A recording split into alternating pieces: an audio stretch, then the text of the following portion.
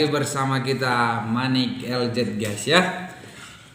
Sebelum kita membahas topik ini, kita terlebih dahulu memperkenalkan saudari kita. Silakan Kak. Nama gue Yemima, umur gue 23 tahun. Cukup. Ya lu main tua lah ya. Ya, guys, teman-teman yang terkasih, kita mau mencoba melihat dari pandangan anak lah, artinya mengapa sih bisa terjadi penyimpangan atau kenakalan dari sisi anak, sehingga boleh kiranya menjadi suatu pemahaman edukasi bagi kita, sehingga boleh kiranya kita nanti mencoba melihat dari sisi pengalaman kita berdua, betul tidak ya?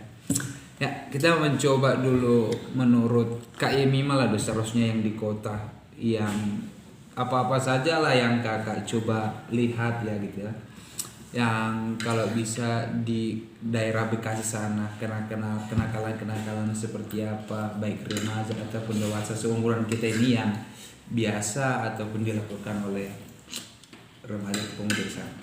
Kalau untuk tingkat remaja di lingkungan gue yang gue lihat sih pasti ada lah ya yang nakal kayak gitu. Tapi nggak semuanya kok, ini disclaimer, nggak semuanya orang remaja itu nakal. Tapi yang nakalnya itu ya ibaratkan pergaulan kali ya, faktor pergaulan. Karena kan dengan siapa kita bergaul itu menentukan siapa kita kan. Iya. Faktor pergaulan, terus juga mungkin karena sekarang udah semakin canggih kali ya. Dan ibaratkan kalau misalkan mereka tidak seperti itu, mereka dianggap ketinggalan zaman lah oleh lingkungannya atau yang sebagai macamnya kayak gitu.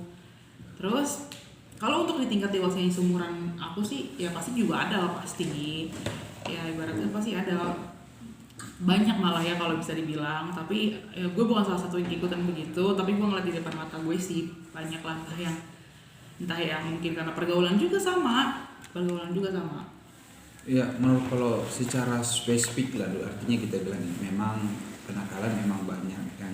Contohnya mungkin kalau dari kampung gue nih, gini, gue berbicara dulu kan. Ada yang mungkin kenakalannya, mungkin ada yang merokok. Nah, gue juga pernah merokok sih. Ada yang judi, ada yang mencuri kayak gitu. Pokoknya namanya spesifik jadi kenakalan remaja gitu. Di sana kayak entah ganja kayak gitu.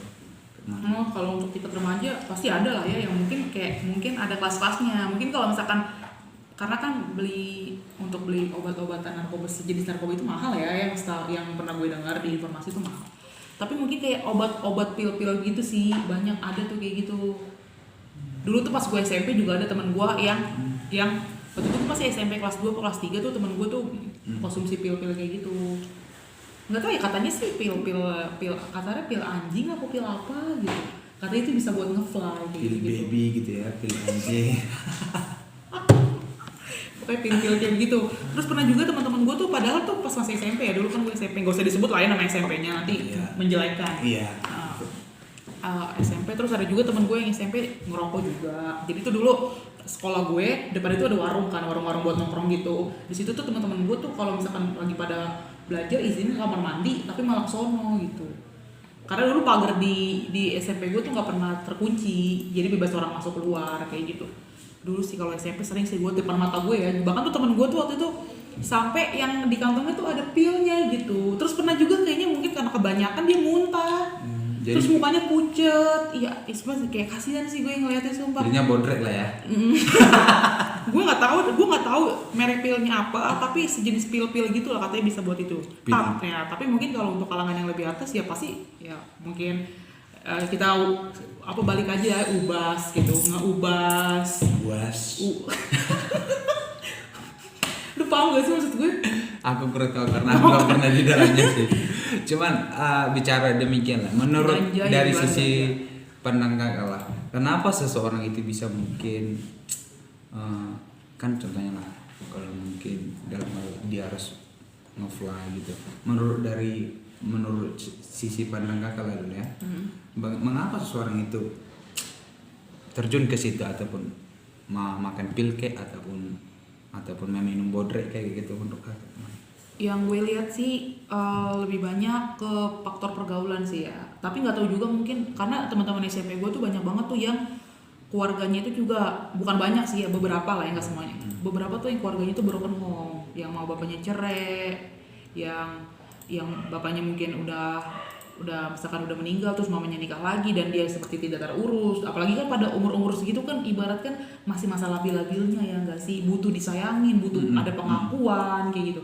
Dan dia tuh mungkin nggak dapetin itu di keluarga, terus akhirnya dia mencari di lingkungan dan salah jalannya. Tapi kayak gitu sih banyak teman-teman SMP gue gitu yang dan mereka juga rata-rata, karena dulu SMP gue tuh salah satu SMP bisa dibilang swasta tapi dibilang murah lah ya, Gitu ya. termurah. Jadi tuh siswa-siswanya juga yang sederhana di situ, tapi cita-cita dari mereka banyak banget nih yang gue denger, yang dari keluarganya di rumah dia tidak dapat kasih sayang, mungkin akhirnya dia mencari itu di luar.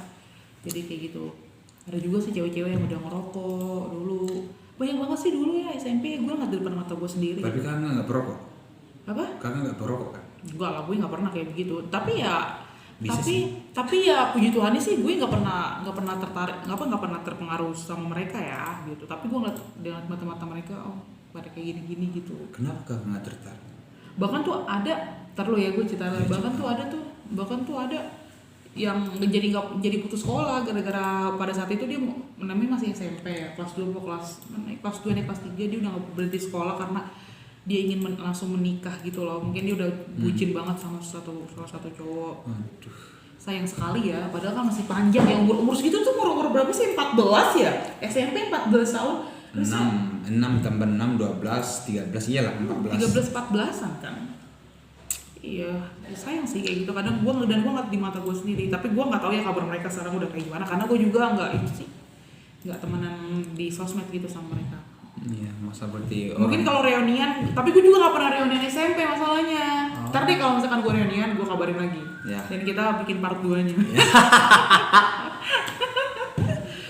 Iyalah, makanya sering kali guys ya, seperti ada apa namanya itu, stand up bilang gini, cinta memang membutakan, tapi dia tidak tuli. Dia tahu mana suara kunci kereta sama suara mobil. Dia tahu, apalagi oke lah standar motor aja ya. Dia tahu suara beat sama suara NMAX gitu. Iya betul. Suara CBR atau suara apa itu? Ada. Kenapa kalau bicara dari kakak ini, kenapa kakak nggak tertarik gitu? Pasti punya dong, mungkin sering kali dalam keluarga. Gak tau ya, mungkin karena pada saat itu tuh gue tuh SMP tuh ya, SMP tuh termasuk salah satu golongan yang culun gitu. Culun? Iya, Culun artinya apa itu? Maksud gue bukan golongan anak-anak yang mau bergaul gitu. IQ rendah kah culun? Bukan, apa sih? Culun. Ibaratnya gak gaul, gak apa gitu. Culun, cupu gitu-gitu. Gue dulu tuh golongannya kayak gitu. Bahkan tuh SMP tuh ya ampun, gue tuh kayak gak ada. Tapi sekarang gak culun? Ya kan puberti. Iya, puberta ya. Iya dulu tuh SMP. Culun berarti kakak. Iya dulu tuh SMP sempet sih, tapi kalau masalah ngebully soal pergaulan gue nggak pernah dibully. Gue dibulinya itu soal fisik dulu karena gendut. Waduh. Gue pernah. Body shaming gitu ya? Iya body shaming. Ini sumpah body shaming di SMP gue tuh dulu parah banget sih. Parah Banget. Sampai gue tuh berantem tuh di kelas dulu sama cowok. Pernah. Mati cowok. Berantem dan satu kelas tuh tahu gitu. Body shaming dulu di SMP gue tuh parah banget. Tapi puji Tuhan pas gue ke SMA, ke kuliah sampai sekarang, puji Tuhan jarang ada yang body shaming gue sih. Paling ada beberapa pun jadi udah semakin cuek karena kan udah kebal kali ya. Udah pernah ngerasain namanya udah pakai extra jus lah mungkin. Iya. Berarti kakak gara-gara keculunan ya? Iya dulu gue tuh culun, cupu, dan emang gue bukan tipe orang yang mau bergaul dulu sama lingkungan gue pas SMP karena gue ngerasa gue pada kayak begini gitu. Jadi gue mengasingkan diri dari mereka. Akhirnya ya gue mau terjerumus gimana? Gue aja mengasingkan diri kan. Kayak gitu. Dan gue SMP juga nggak tahu tuh namanya pacaran, ya aku belum pernah tahu juga. Gue tuh pacaran lulus SMA. Kalau waktu aku SMA, masanya di mana? Ya mungkin satu sisi bilangnya gimana ya, kalau contohnya kita yang baik-baik ini sih teman kita biasanya kayak gitu sih, yang baik-baik dikit temannya. Karena mereka tuh selektif ya sih, selektif. Tapi bukan berarti yang baik bukan Iya. berarti kita bilang yang nggak baik. iya terlalu. Tapi bukan berarti yang banyak teman itu nggak baik, nggak Iya, juga. betul. Dari pengalaman saya sih, kalau kita punya apa namanya, kalau kita punya ngerokok itu banyak kalau kita. Jadi satu sih kalau dari pengalaman hidup sih mungkin juga karena mungkin ada masalah dalam keluarga sih, banyak sih rata-rata sih kalau secara khusus masalah dalam keluarga, sehingga secara khusus pribadi ataupun mungkin banyak remaja atau dewasa saat ini mengambil jalannya ke situ, mungkin merokok. Saya sih masih mencobanya bisa merokok ya, waktu SMA nggak pala langsung sampai ada, entah kalau ada yang kalau sekarang kenang-kenang remaja sekarang ada yang ngelem sampai ngelem kertas gitu. Udah sih kita langsung to the point aja, ngelem apa. Ini kan juga sesuatu edukasi dong. Betul. Oh buat ya ngelem itu kayak apa sih, lem-lem yang dicium-cium itu. Iya. Jadi ngefly. Nanti itu jadi kecanduan. Jadi gila dia. Jadi gila. Jadi bisa gila nih kayak gitu. Iya. Nengok hujan aja dia. Kayak ini gitu. Gila. Kalau yang suka ngelem. Iya. Tapi Makanya jangan suka. Makanya jangan suka. Orang-orang yang suka ngelem itu yang orang-orang pinggiran jalan gitu loh, tapi bukan orang-orang yang kayak kita gini loh. Itu kita biasanya beda Tapi jenisnya. aku sering ngelem Bukan kayak kita, maksud gua yang maksud gua bukan kita pakai, maksudnya Iya. orang-orang yang ngelem kayak gitu. Karena gue juga pernah lihat waktu itu gue pernah ke pasar salah satu di Bekasi. Gue tuh ada anak-anak masih pada SMP masih pada pokoknya di bawah gue banget lah ngelem kayak gitu, tapi diumpetin di jaketnya dia. Itu ngeri juga ya di kota sana. Iya, tapi warna kuning gitu gak sih, lemnya dimasukin di kantong plastiknya nggak? Dicium-cium, iya kayak gitu, iya. Dan itu rata-rata yang gue temuin orang pinggiran sih, kayak maksudnya orang-orang pinggir jalan gitu. Sedih sih kalau kayak gitu ya, kayak masih muda gitu kan, masih masalahnya. Sedangkan gue aja yang udah umur segini aja kayak ngerasa kalau waktu bisa dirubah tuh pengen gitu hidup gue yang bener-bener aja, biar nanti gue menikmati gitu ya. Umur segini tuh nyesel gitu. Sebenarnya sayang banget sih kalau masih muda tuh kayak begitu, sayang banget gitu. Apanya sayang? Sayang masa depannya. Oh. Sayang masa depannya, sayang ya semuanya lah, sayang waktunya juga. Tapi gue nggak tahu ya, mungkin emang dia punya pergumulan yang sangat berat yang kita tidak tahu anak itu ya. Maksud gue juga nggak membenarkan anak tersebut ngelem kayak gitu. Itu bener enggak, itu salah. Tapi yang siapa tahu dia punya pergumulan yang kita nggak tahu ya nggak sih, entah keluarganya atau mungkin dia ditelantarkan keluarganya, atau mungkin dia juga nggak mampu, sampai udah nggak mampu ditelantarin keluarganya, ya kan? Sayangnya aja dia seperti itu gitu, pelampiasan dirinya dia kan kita nggak tahu ya, nggak tahu. Karena nggak semua orang tuh hidupnya beruntung kayak kita, nggak semua orang. Kita terus masuk beruntung dan terus bersyukur sih. Ya guys, apa ya? Kalau bicara bagaimana kita mengatasinya secara pribadi sih, kalau menurut kakak bagaimana, ada Mengatasinya ya? Iya. Yang pertama itu hubungan relasi dengan Tuhan sih, itu udah paling mutlak ya. Kenapa Tuhan. Kak? Emang seberapa kok rupanya Tuhan itu Kak bisa mematahkan segala itu? Tapi gini loh, sebenarnya Tuhan dan apa hubungan lu dengan Tuhan, hubungan keluarga lu dengan Tuhan itu mempengaruhi banget ya.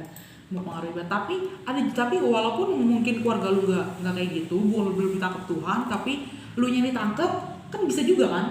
Keluarga lu hancur-hancuran nih, tapi lu nya ditangkap Tuhan kan bisa juga kan, lu jadi baik kan pribadinya gitu. Ya begitu, tapi ya gimana hubungan kita dengan Tuhan sih, takut akan Tuhan itu ya, takut akan Tuhan. Pasti kita akan takut melakukan yang semua itu kalau kita takut akan Tuhan. Iya. Karena kita ini milik Tuhan, Bu. Ya kita takut lah sama dia, ibarat kan. Karena kita milik Tuhan ya. Iya. Pertama sih kayak gitu cara mengatasinya. Terus yang kedua ya faktor jauhilah pergaulan-pergaulan yang kayak begitu gitu. Mungkin emang sekarang rasanya enak aja gitu. Mungkin lu sekarang lagi di fase dimana lagi seru nih, gimana sih gue punya teman banyak, gue diakuin, gue bebas kayak gitu. Ya tapi itu kalau lu nggak bisa ngerem lu kayak begitu terus hancur lu kayak gitu. Tapi ada juga sih yang bandel tapi dia bisa ngerem akhirnya dia berubah kan. Kita kan juga nggak bisa underestimate masa depan orang, nggak bisa ya. Sama kayak Bang Red. Even dia mungkin sekarang hancur-hancuran, nggak tahu ya 10 tahun kemudian kayak gimana gitu. Kita nggak ada judge dia gitu ya. Iya kayak gitu. Iya sih, lingkungan. Tapi untuk yang punya keluarga mungkin yang broken home atau yang gimana, misalkan kalau bisa tuh cari pergaulan tuh yang emang pergaulan rohani lah, yang bawa lo ke Tuhan kan, ya kan, yang bawa lo dekat lebih Tuhan. Walaupun mungkin lu gak dapat itu di keluarga lu gitu, lu broken home nih di keluarga lu kayak gitu, di menjadi pergaulan tuh yang rohani, yang bawa lu ke arah yang baik. Itu sih saran dari gue ya guys. Iyalah, aku juga coba sharing lah, siapa tahu boleh menjadi berkat bagi teman-teman. Ya, saya juga tidak bilang saya sebab demikian juga, cuman di tengah pergumulan demikian. Tapi kalau zaman anak sekarang bilang sih, benerku sih masih amatur lah, belum yang legendary lah, belum legendary. Cuman bagaimana kekuatan, saya rasa sih ketika Injil itu memang ataupun kasih Yesus itu memang kita terima, ya Roh Kudus bekerja dalam kita, tidak ada yang tidak mungkin. Tuhan pasti membantu. Yang sekalipun kalau secara pribadi dalam hal merokok, yang sering kali dalam hal merokok mungkin ya, kalau satu hari nggak pegang rokok kayak nggak apa di sini, sampai ada di titik bilang ini, pas apa, kalau setiap gajian enaknya rokok, tapi kalau udah habis gajian tangannya itu kayak bergerak-gerak gitu ya, gara-gara sering pegang rokok mungkin ya. Tapi bersama Tuhan kita bisa kok, sebagaimana firman Tuhan katakan, aku punya keyakinan kau terhadap Injil, karena Injil adalah kekuatan Allah yang menyelamatkan setiap orang. Kiranya boleh menjadi berkat bagi teman-teman dan juga adik. Ya, demikian ya. Salam.